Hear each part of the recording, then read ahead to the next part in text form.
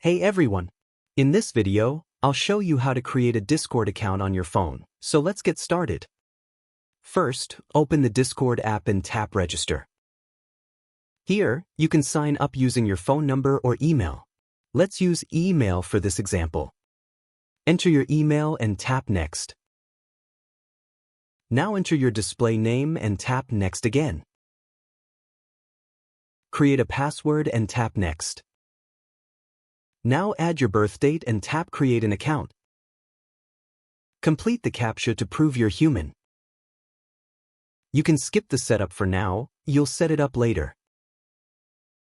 Discord will now ask you to verify your email. Just open your inbox, find the email from Discord, and tap Verify Email. Now tap Continue to Discord. And that's it. Your Discord account is ready to use. If this helped, give it a like and subscribe for more simple tech tutorials.